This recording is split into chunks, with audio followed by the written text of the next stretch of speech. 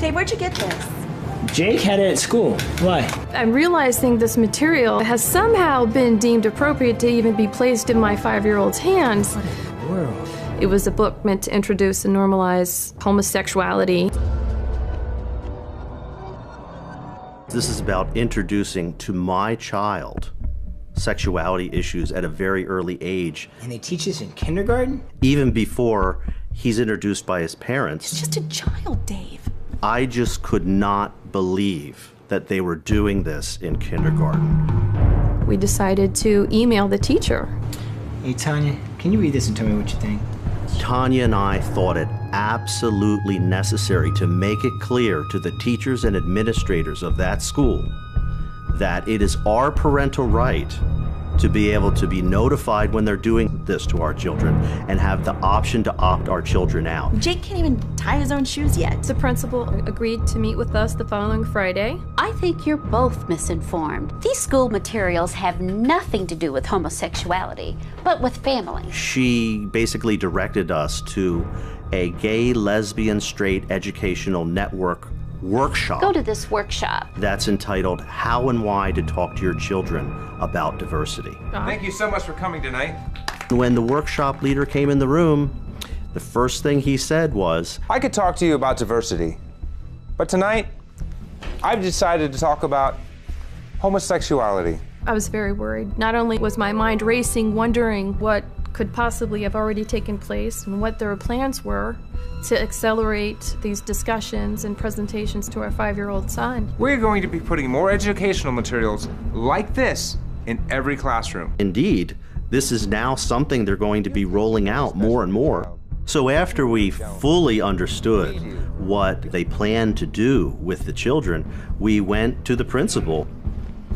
I wanted to catch you before you leave and let you know that we've both decided that we still want Jake opted out of these lessons. And we'd like to have parental notification in advance if something like this should come up again.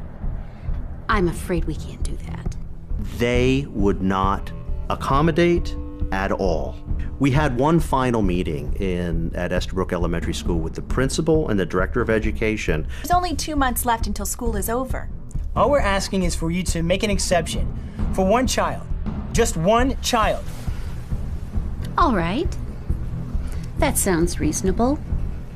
I think we can do that. Well, thank you. Who are we talking about here? We're talking about my child. I'm not talking about the rest of the school.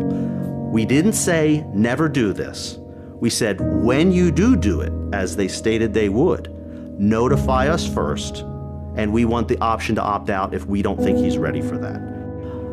What I didn't realize was they weren't actually taking that extra time to accommodate.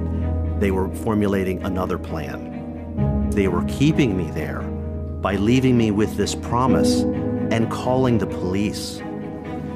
It looks like we're getting somewhere. Really? See you there? Yes, officer, that's him over there. Mr. Parker, I need to have a word with you. When I saw the police come in, I thought to myself, I cannot believe they've done this to me. You gotta be kidding me. Getting arrested today is not going to help your cause either. My only cause is to be a good father. I want my son opted out, and I'm not leaving here until they agree to do that. When I was let out and put in the police car, I thought to myself, how far are they willing to go to deny us our parental rights? There needs to be some kind of protection of our parental rights. Unbelievable. Any form of authority which undermines the interaction and the guidance of a parent for their child has to be stopped. Parents need some form of protection because this type of thing is happening more and more and more.